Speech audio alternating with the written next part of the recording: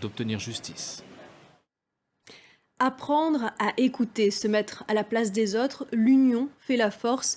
Voilà quelques principes qui pourraient nous permettre de vivre en harmonie, dans le respect et la bienveillance. Des principes qui font partie de la philosophie Ubuntu, portée notamment par Nelson Mandela et l'archevêque Desmond Tutu. Pour en parler, j'ai le plaisir de recevoir Mungi Ngomane, petite fille de Desmond Tutu, marraine de la Tutu Foundation UK et auteur d'un ouvrage sur le sujet Ubuntu, je suis, car tu es. Leçons de sagesse africaine, publié chez HarperCollins.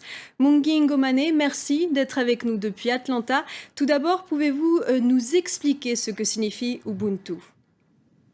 Oui, merci de me recevoir. Je pense que la façon la plus facile de l'expliquer aux gens, c'est de leur dire que c'est une sorte de philosophie à appliquer au quotidien.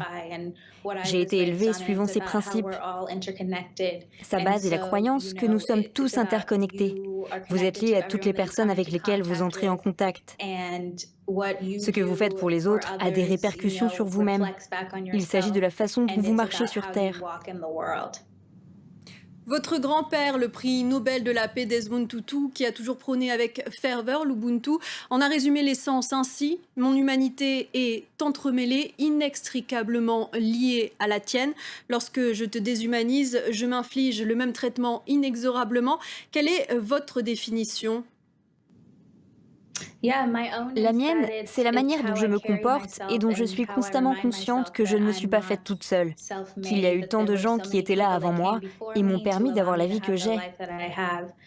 Et donc je dois toujours faire attention à la manière dont j'affecte les autres et les traiter avec dignité et respect.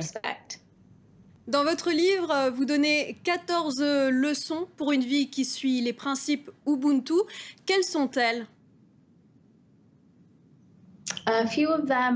Certaines leçons nous apprennent à nous mettre dans la peau des autres, à vous imaginer à leur place, même si on ne se comporterait pas forcément de la même façon qu'eux.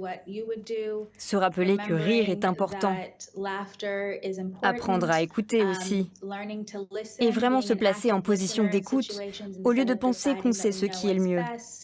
Avoir de la dignité et du respect, non seulement pour les autres, mais aussi pour soi-même. Et aussi l'importance du pardon. Voici certaines des leçons de l'Ubuntu.